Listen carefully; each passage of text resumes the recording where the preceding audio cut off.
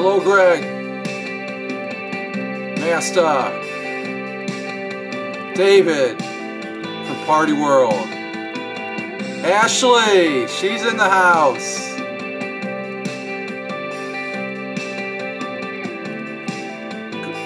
Hello all.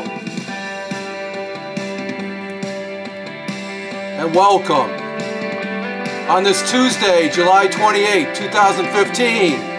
No, don't be sad, Ashley. Do not be sad. This is a good time because the story continues.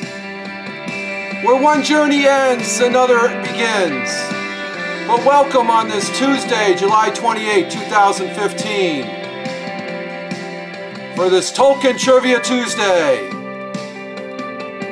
And thank you for the hearts. Thank you greatly for being here. It is greatly, greatly appreciated. We have Greg from Alaska. Yes, we have the regulars. You are all regulars, and we also, I want to say, hey, everybody in the room, say hello to those web viewers. We have 4 web viewers. Let's give them a little bit of credit there. Hello, web viewers. And Greg says I have a good radio voice. Thank you. Thank you. I'm glad to be here, folks. Very glad to be here for this Tolkien Trivia Tuesday. And this is for you guys. Yes, we do have the clap machine. And we do have the book, the last section. And, oh, that wasn't me! I always mishit that button there. Oh, let me get some light here and stuff like that. I want to say thank you and welcome. Welcome to the show. This is our 23rd episode. David, Ashley, I took a line from you and got a clap track. Very good, Ashley. I'm looking forward to seeing it. I hope the clap machine carries on. Yes, it will. I will carry the clap machine. It's just like, I think every host should have a clap machine for because you guys are giving me your time. You know, I really greatly appreciate the hearts. And the claps there, you know, I see the claps. I want to put some sound effects in there and stuff. It's just that's for you guys. You know, you're making the effort here, and the like and stuff. And I greatly appreciate. And I do have the adult beverage. It's from Samuel Adams. It's a summer, and I tell you, I'm glad I'm on the inside of the house. Let's see, David for Party World. Hope it was Fireman Rich logo on it. And Greg, saying that Ashley is a heart-produced machine. Okay, and again, I want to say welcome to who's in the room here: Ashley, David, Greg from Ireland, or Greg from Alaska, and we have Greg from the UK, and we have Turbo Stream. We have Mr. Clueless. Yes, sir. This is for Adrian. Yes, because I tell you, the Clueless Club has been a great part of this show, and it is greatly appreciated. And Adrian is an individual and a participant of this show that he is literally clueless, right, Adrian?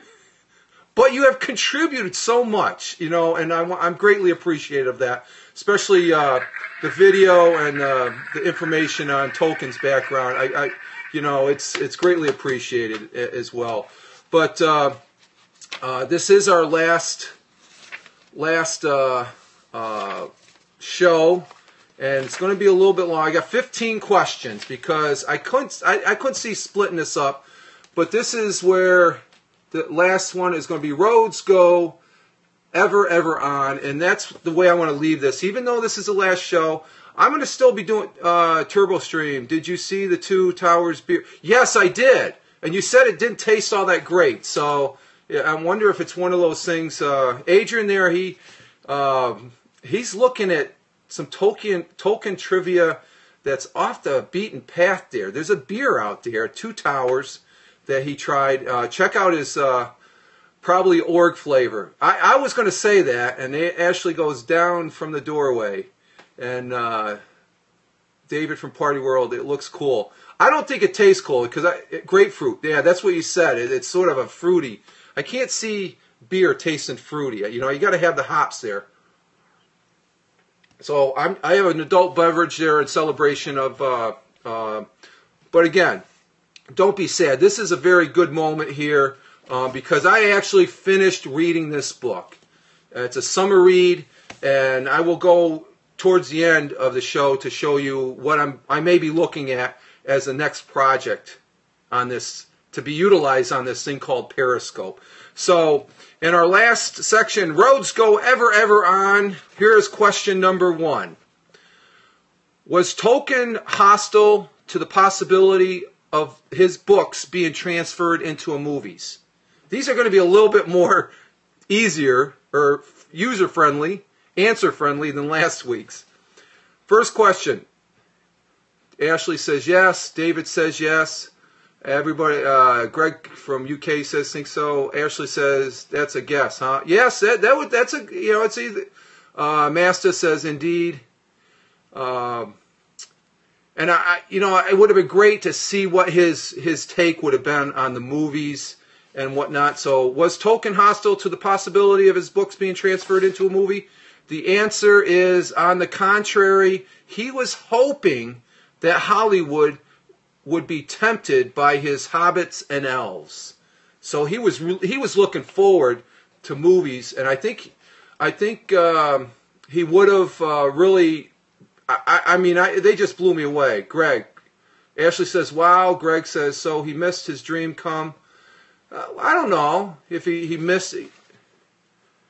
You know, I think he had the foresight to think it's a good story. When you got a good story, Hollywood's going to take it.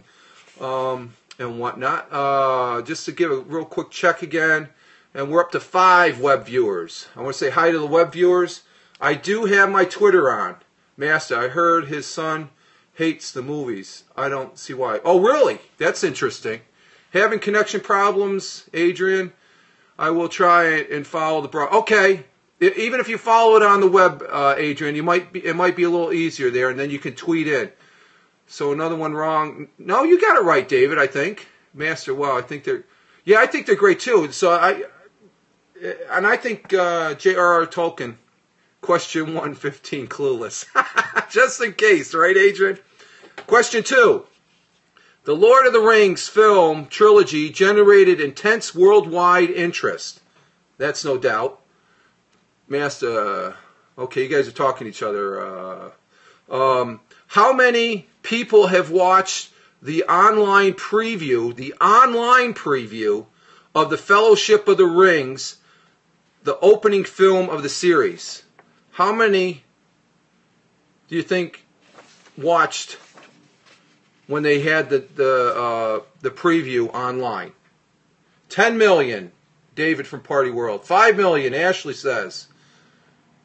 This is a number, guys. See, they're a little bit easier. They're not as hard as last week. I'm not stumbling over the pronunciation. Greg says 20 million. Master, Greg from Alaska, are you 50 million? That's 50 million. Okay, Turbo Stream. Any more? At least we all know numbers and can guess. Yes. It's a stab in the dark, right? 100 million, Master says. The whole world. Well, let's see. Here's the answer. In its first... Master, because that's good. Oh, Master. Is Master... I'm sorry, Greg. I'm sorry. I'm calling you Master, and it's Greg from Alaska is Master. I got mixed up last time. Sorry, Greg from Alaska. We got 2 Gregs, so that's how I'm going to distinguish it. The answer is... In its first month, the 90-second teaser of the New Line Cinema film, okay, thank you, Greg, from Alaska, the new cinema film attracted more than 1/3 of a billion hits. And I think Turbo Stream, Adrian, you were the closest with 500 million, right?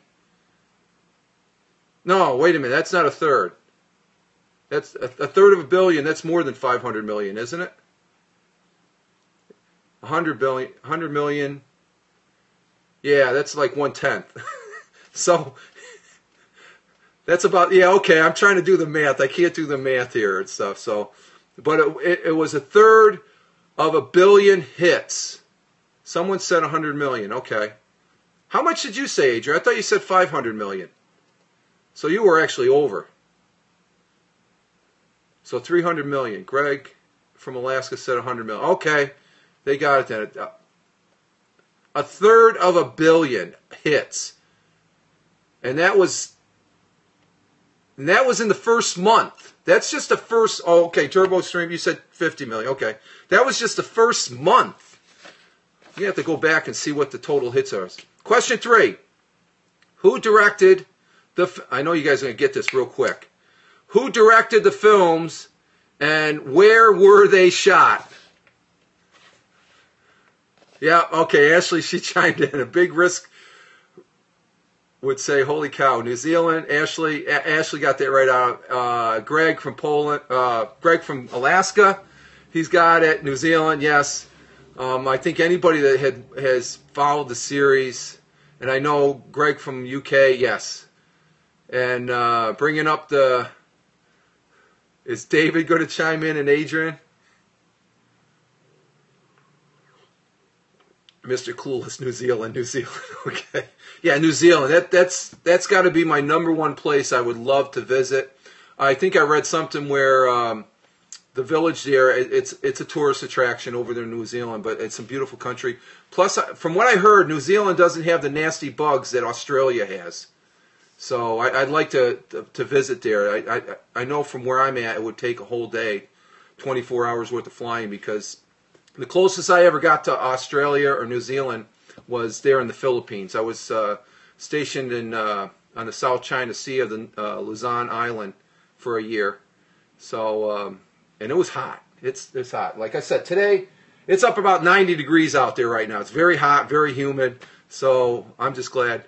Ashley, I'd love to go see, the Hobbiton in real life. Greg, after The Hobbit, they got permission to permanently build. Okay. Yeah, I think I saw that in the news and stuff like that. And it's just a preservation of, I think it really helped put that country on the map, because a lot of people don't think of New Zealand and stuff, but you get a chance to see the countryside that they utilize for Middle Earth. David from Party World, the closest I got looking at it is on a map. That's good. I gotta remember I got this here. So you guys, very good, very good. We got a great start. Recent news, they've made a replica Hobbit hole in the UK. I think I saw something about that, Greg. I think I did see something. Okay, question number 4. Where were these first movie versions of Tolkien's work? Oh, that's an interesting question. Were these the first movie versions of Tolkien's work? Think about it, Ashley. Were these the first movie version? Well, see, I think you got to count that, because that's considered a movie, I think. I think they're considering that a movie. Well, Greg from Alaska, my kids would say they're not cartoons anymore, they're called animations. Or something like that. Unless there's a difference. I would say, so the answer in the book, okay, is no. The 1977 Rankin Bass production, an animated film based on The Hobbit, and the 3 years later presented a confusing and transcendent cartoon version of The Return of the King. Ralph Bakshi was more successful in an attempt to rendering the story. Unfortunately, his 1978 animation covered only half the trilogy. So they were counting the animation. There's a few animations out there of the story. I like to go see those animations, because I can remember the first one was the cartoon version. And yeah, David, you got one. Okay, there you go. Turbo Stream. Turbo Stream gets one correct. No longer clueless. We're all clueless, Adrian. Except the true Tolkien knowledgeable people like Ashley, Greg from Alaska, Greg from UK, and who else do we have in here? Yes, good. And we don't have David from Party World. Is he in the house? Okay, question number 5. Let's see where I'm at. 1, 2, 3, 4. In the early 19... Adrian, they are pros, yes. And they have shown that here. Go out with a bang, everyone. Yes, that's a good one, Ashley. I tell you, you guys, with your answers and the response back, you guys are the show. I'm just a talking head. Okay, question number 5. In the early 1970s, a famous director was planning to film The Lord of the Rings. Who was he and why did he abandon the project? There was somebody before Peter Jackson. Oh, wow. Wow. Does anybody know that one? You are our Gandalf, Rich. Thank you, Greg. No, you're the amazing host. You lead the fellowship. Oh, thank you. Thank you. It's gracious. This is back for you guys. Thank you. Spielberg is Ashley. Greg is too true. Ashley's chiming in with Spielberg. Clueless on this answer, says Greg from the UK. Ashley, yes, applause for it. Okay. I'm having fun. I'm enjoying this. Clueless from Greg in Alaska. This is an interesting one because in the early 1970s, which I was around then, okay, a famous director was planning, director Mr. Clueless, David says from Party World. Oh, what about George Lucas? Nope, thought of Spielberg. Okay. A famous director was planning to film The Lord of the Rings. Who was he and why did he abandon the project? Now, this is interesting because one of these 2 movies that he did do, I remember distinctly. A Baggins? No. It was a gentleman named John Boorman, best known for Deliverance and Point Blank. Made preparations for bringing the trilogy to the screen. Ultimately, the production was terminated because it's soaring costs. John Boorman, Boorman. He was the director of Deliverance. And Deliverance, that was a good movie. I think it won an Academy Award. And Point Blank, I'm not familiar with that movie. They're old movies, guys. Good thing Peter Jackson ended up making it. Yes, because I don't think if they would have made it back in 1970, it wouldn't have the special, just the technology advancements and stuff like that. Never heard of him, David says. Okay, John Boorman. I vaguely know that, just from Deliverance. Greg from UK. Did you know this? Have heard of those films. I know Deliverance. I've seen Deliverance. I don't know about Point Blank. No way they did. Yeah, they did. I think they would have. I wasn't born, David says. Yeah, that's why I said early 1970s. I was just a wee lad. Okay, question number 6. Did Tolkien think the film The Lord of the Rings would be easy? Oh, we got Chris Cloud in the house. Welcome, Chris. We're on question number 6. Very good, and I appreciate you. This is for you, Chris. Thank you for gracing us with your presence. Greatly appreciated. We have Chris, who's down there, and he does movie trivia. Let me ask you, Chris, the question just prior. In early 1970s, a famous director was planning to film The Lord of the Rings.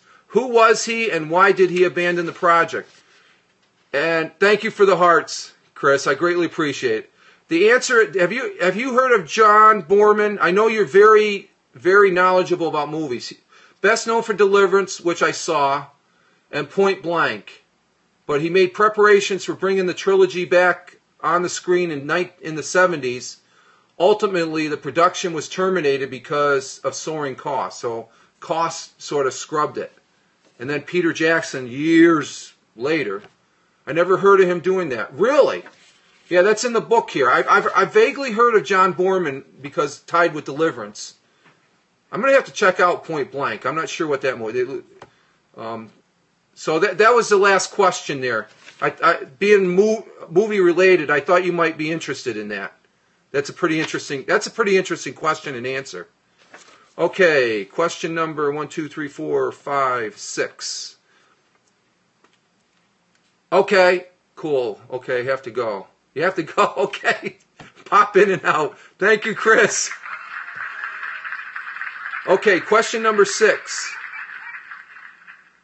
Did Tolkien think that filming The Lord of the Rings would be easy? Do you think J.R.R. Tolkien, when he was dreaming about his stories? We'll see you later, Chris. He's still hanging. So Ashley says no. Adrian says no. Greg says no. David from Party World says no. He thought it would be more. Okay. And Greg from Alaska says no. Yeah, I think that's a given there. It's absolutely not. He believed that cramming its narrative into drama form would be a major accomplishment. It would be easier to film the Odyssey, he mused. He thought would be more difficult than Journey to Mondor. Greg from UK says. That's a good one. That's good, Greg. Well, J.R.R. Tolkien, he's quoted as saying, this is J.R.R. Tolkien's words, quote, "It would be easier to film the Odyssey," he mused. So that's how much he thought his movies, they would be very, very hard to film. Ashley, yeah, with the story and the creatures and characters, yes. On all the stories, there's multiple stories in the sub-stories in the thing. You could just on and on. Love these yes/no questions 50-50, David. We tried to please, David. We try to please. Holy cow, 2 questions correct. You're on a roll there, Adrian. We're gonna stop calling you clueless. Okay, question number 7. Greg from UK, best odds for you yet, David. Yeah. And Ashley, yeah, you could mine the Tolkien world for stories. Yes, you could. Yeah, exactly, Ashley. Okay, question number 7. Were the films a box office hit? Oh man, that's an automatic. I think you're going to get this one right, Adrian. You never saw the movies, but were the films a box office hit? Ashley says yes. Greg says absolutely. Greg from Alaska, the last section rewards is because we're clueless. And Adrian, you got a third one right. There you go, Greg from Alaska. That's good. And David from Ireland says yes, yes. And the answer is yes, duh. Exactly, Ashley, duh. Together, the trilogy movies grossed nearly $3 billion, make it one of the most successful film series of all times. It grossed nearly $3 billion. That's a lot of money. A lot of money. Okay, question number 8. Did the films receive any awards? Did the films receive any awards? Yeah, $3 billion, Adrian. That's a lot.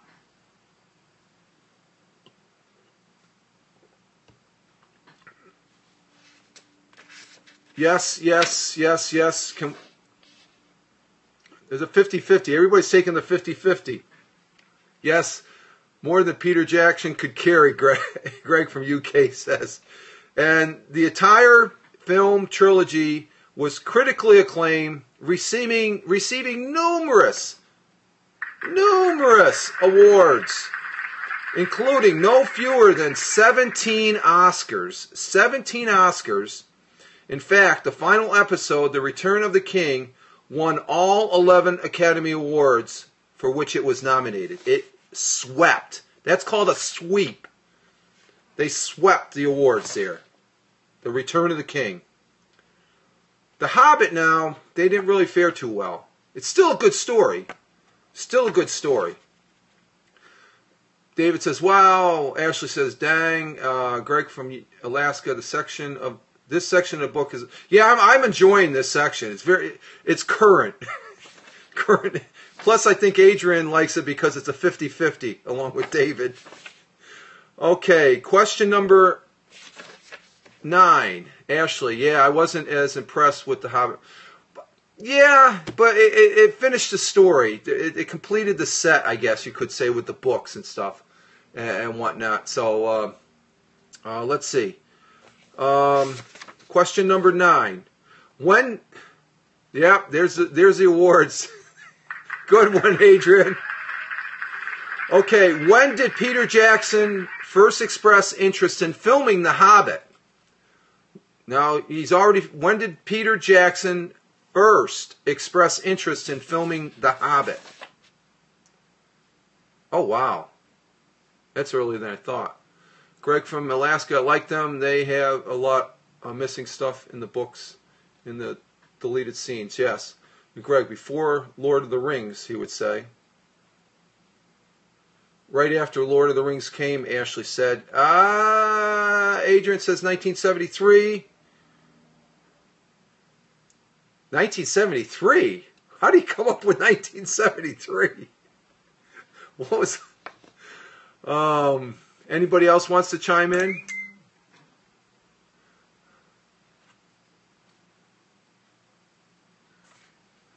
David from Party World, after the other chap wouldn't finish in 1974. Okay, that makes sense.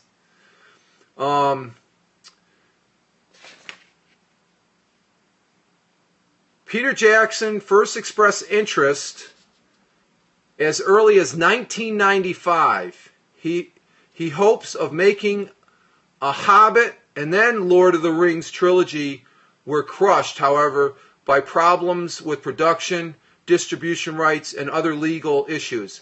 In 2006, Jackson resurrected the idea and mapped out The Hobbit as a 2-film project, which later became 3 films.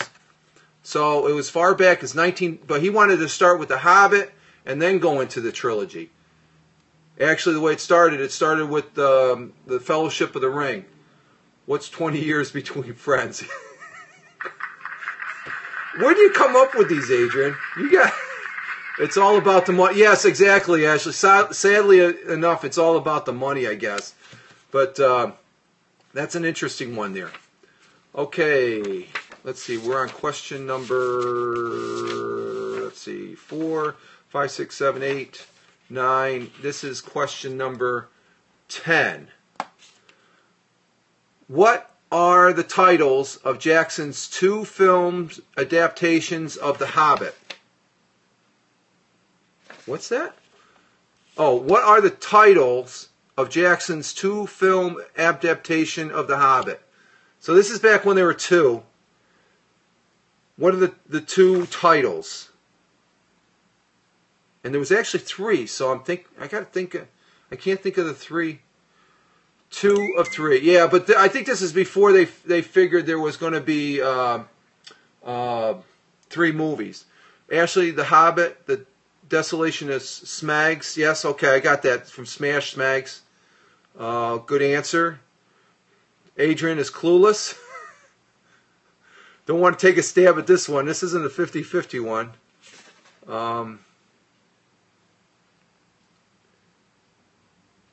David says clueless, and Greg from Alaska, An Unexpected Journey, and There and Back Again. Can't remember the others. I think those were the 2 right there. I think Greg from the UK, you're probably still typing.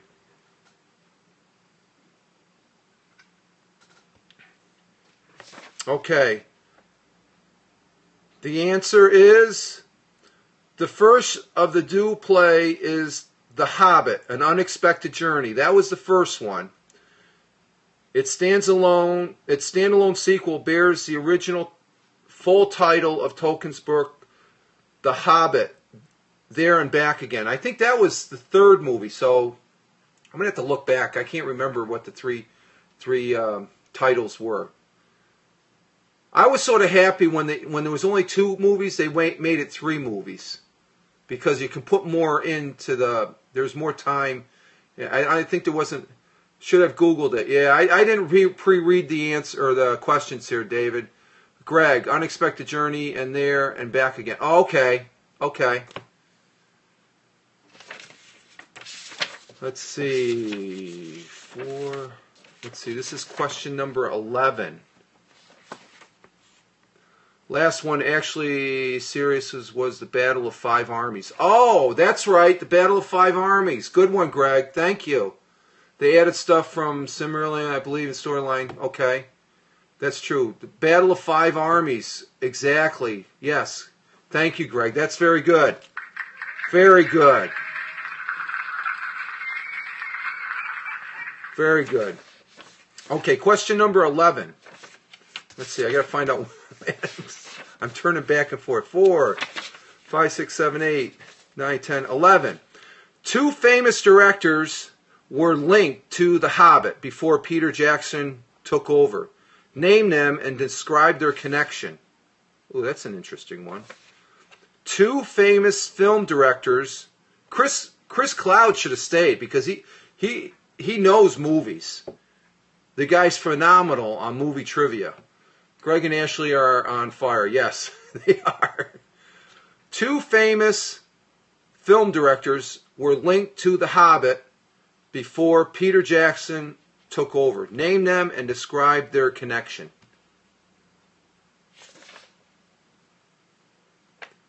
Del Toro, someone. Oh, yes, Greg. From the UK. And Greg from Alaska is agreeing, and then Guillermo del Toro was supposed to direct it. Okay, there was a second guy. Do you know what the second guy is? And Adrian says, nope. Okay, he's not taking a stab at this one. There was a second individual. And I wouldn't have gotten either one of these. That's why, you know, Chris Cloud would have had this. Go back to yes and no, David. David says. Oh, again, I want to say, with the people in the room, we still have 5 web viewers, and I greatly appreciate those 5 web viewers. Ashley, but contract and money issues, he's back out. Okay. Greg from UK. Was second director meant to be Party World? It could be. Okay, the answer is, as early as 2006, the name Sam Raimi, R-A-I-M-I, of Spider-Man and Evil Dead fame was floated in connection with the project. Apparently, though, his heart belonged to Spidey, and a year later he withdrew his name from consideration. In April 2008, Guillermo del Toro, best known for Hellboy, 2 good movies, was hired to direct the Hobbit film, only to withdraw 2 years later, citing the extensive shooting delays. He agreed, however, to continue to co-write and the screenplays. I really wanted him to direct. I wonder how much of a change that would have been, Ashley, if he would have directed, because the Hellboy movies were fantastic. Honestly, I think I'll take Hobbits over Spidey. Greg from Alaska says. I agree, Greg. Ashley, his creative eye is amazing, yes. And I think that's very prevalent in Hellboy. I wish he was doing he did Pan's Labyrinth too. Oh, okay. I was sort of hoping for a Hellboy 3, but okay. Let's see. That's question number 11, 12, 13, 14. Okay, we're on question 12. Okay. See, a lot of these, if Chris Cloud would have stayed, he probably would be smoking everybody on this. Or give a good run there. Who's giving me all those thank you, Ashley, for the hearts. Thank you very much. I can't distinct the color and say, what is it? Thank you. Thank you. Thank you, Ashley. Greatly appreciate it. I'm a heart machine. It is greatly appreciated. Okay, question number 12. Who plays Bilbo Baggins in the film? Who plays Bilbo Baggins in the film? She's having a sore thumb later. Let me clear out some of the thing. And Greg from Alaska, Ian Holmes. Holmes? Did I say that right?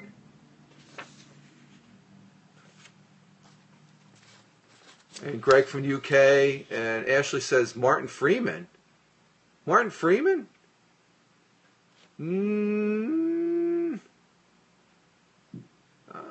I think both Gregs got it. Wait, I'm thinking of The Hobbit. Yeah. Don't know this one, Adrian says. No problem. I was wondering. That's Ashley, correct too, Ashley. Any more? And David is rejoining us. Let's see. Have never seen the films, and that's amazing. Greg from Alaska, Martin Freeman for the Hobbit movies. Basically, they're both right, in my opinion. Okay. The answer in the book. I'll take that. Okay. Very good, Greg from Alaska. I like that energy. That's good. See, that's the thing. You guys can talk amongst yourself, and that's what's great about this Periscope. The movies featured not one but two Bilbos. Oh, okay. Both Martin Freeman played the younger prodigy, and Ian Holmes, who portrayed Baggins in the first and third installment of The Lord of the Rings, returns as the older Bilbo. So, good answers, guys.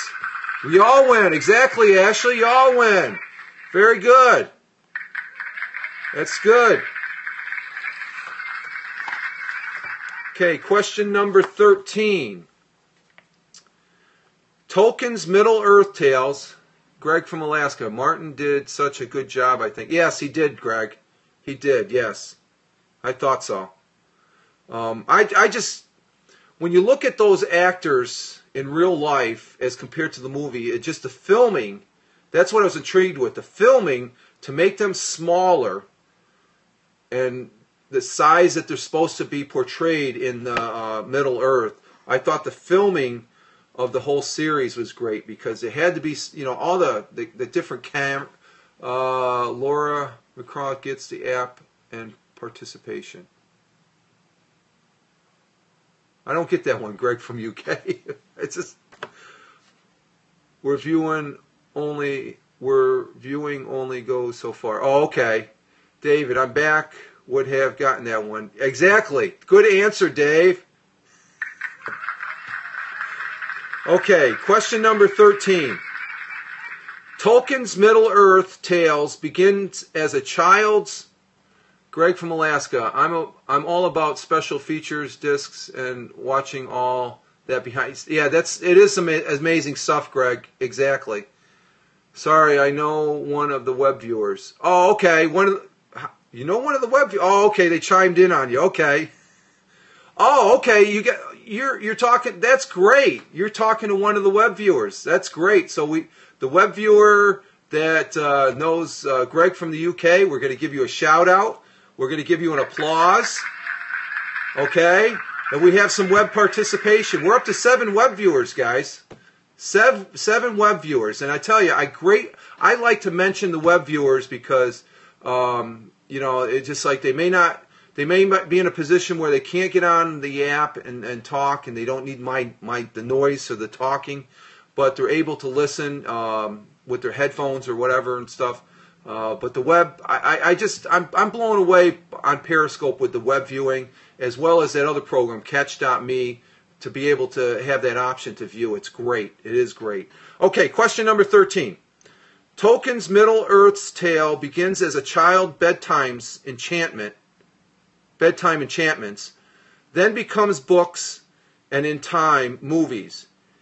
Into what other forms have the numerous quest stories spread? Okay, Tolkien's Middle-earth tales began as a children's bedtime enchantments, then became books. Ashley says comics, and in time movies. In what other form have the numerous quest stories spread? Ashley said comics for one, computer games, card games. I would say I played Lord of the Rings computer game. I was a little bent out of shape yesterday because the server was down longer than normal yesterday. So, David, costumes, exactly. Costumes. Oh yeah, games, video games, toys. David over there in Ireland, he has a store, Party World. He has some fantastic costumes. And he shows them on his Twitter page, and they're just fantastic. I love the balloons. The balloons are they've just blown me away. Greg from Alaska, they form in the version of cluelessness. That's good.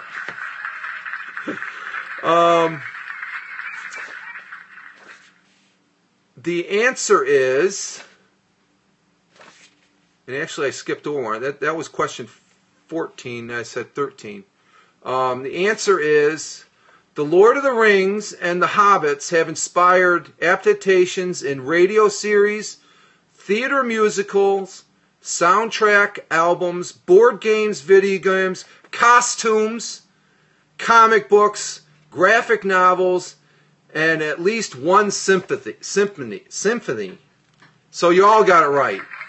You all combined, you got it right. And radio, yes, radio. That's good. Costumes. The video game is phenomenal. I don't think I'll ever get rid of the video game.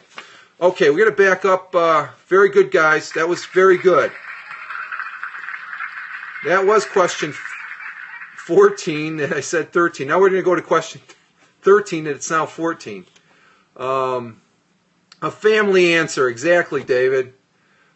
Okay, Cat Blanchett was the first actor from the trilogy to be casted in the film The Hobbit. What makes this extraordinary? Cat, C-A-T-E, Blanchett, I don't know if I'm pronouncing that right, B-L-A-N-C-H-E-T-T, was the first actor from the trilogy to be casted in the film of The Hobbit. What makes this extraordinary?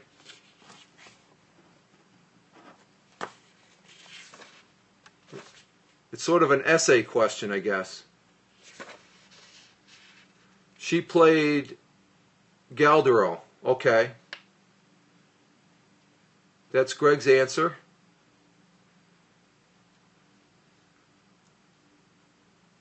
Reprise her role as... Okay, that's Greg in the Alaska. Says Galdero. And Adrian says nope. And David is trying to join us, so he's missed that one. No problem, Dave.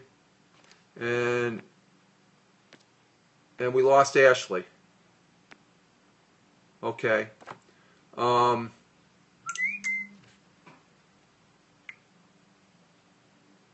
let's see. Okay, the answer is, in the Lord of the Rings film, Blanchett played Galdero, just like what you guys said. The elf coal ruler of Lorien.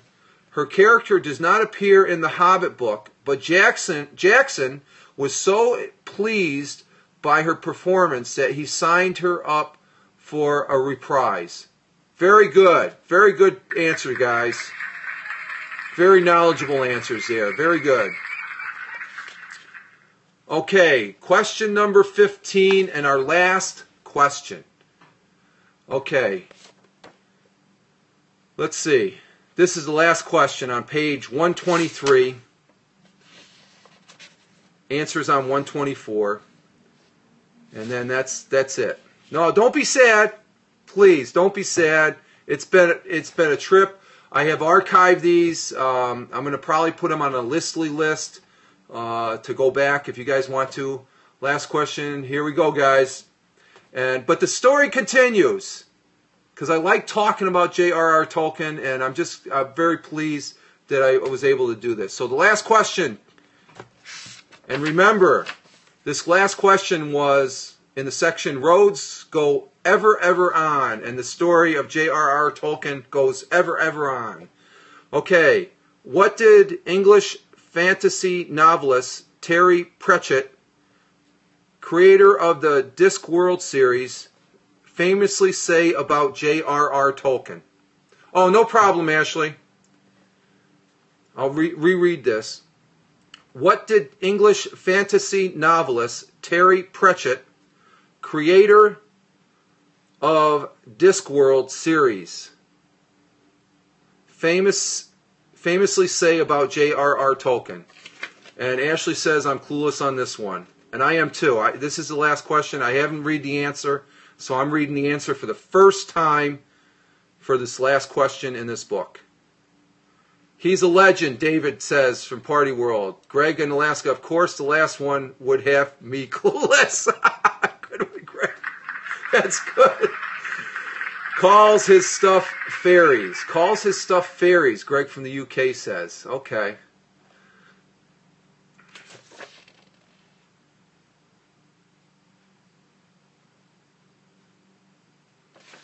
A good way to finish clueless. Yes. Okay, I'm going to read it one more time. What did English fantasy novelist Terry Pratchett, creator of the Discworld series, famously say about J.R.R. Tolkien? And this is his words because it's quoted. Most modern fantasy just rearranged the furniture in Tolkien's attic. That was his quote. Most modern fantasy just rearranges the furniture in Tolkien's attic. His favorite author. My favorite author as well. I like that. That's a good way of ending this. His famous saying about J.R.R. Tolkien. Most modern fantasy just rearranges the furniture in Tolkien's attic. That's good. And there you have it. A book that tests your knowledge by answering fun trivia questions covering everything from Tolkien's early life to The Hobbit and the Fellowship of the Ring.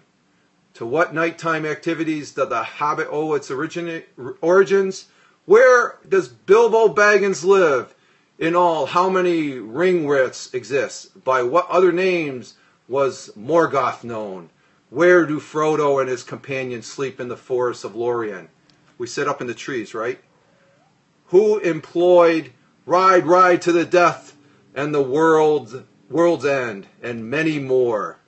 There we have it, folks. Very good. A very good summer read, and I want to say thank you to you guys for, we need more, got to have more. The sun must be setting. I thoroughly enjoyed doing this as far as on a weekly basis. We had some great shows. I'm glad I was able to capture them all on YouTube. All claps to Rich. No, all claps to you guys. You guys are what make the show and stuff like that. So a very good book. And I guess you could say the last day of this book ending is the day we all hear, and I did an audio earlier, that there's a new Dr. Seuss book. Did everybody hear about that? The new Dr. Seuss book? It's called What Pet Should I Get? And I talked about that in my earlier scope. And yes, there's a new Dr. Seuss book, Ashley. They found new material. And there's more than one. It came out today. I guess there's 1 million copies that were printed and are out to sale today.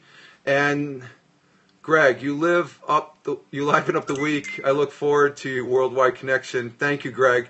I heard your audio. Thank you, Adrian. Everyone here is amazing. Shout out. Thank you, Greg in Alaska. Yes, Ashley. It's and there's more materials. There's going to be more. And he hasn't been with us in 25 years, so a good thing. Now, what I plan on next, I have these series of books. There's 31 books. This is more on the child side, but I want to read these. And these are books that I read. There's 31 of these books. And if I had time, I'd read this one. So that's what I'm looking at next. It's called, they're Just Ask Me books. They're produced by something I used to have when I was a kid in elementary school, the Weekly Reader. Field Publications out of Middletown, Connecticut. And it's Weekly Reader Books Presents. And I used to get the Weekly Reader when I was in grade school, back in elementary school. So I got a series of these books. I'm not sure what timetable is. Probably next couple weeks I'll start with a couple of these books if I can get the things. Yes, no questions. Yippee. Okay. Yeah, no questions. Just a story, David. Just a story.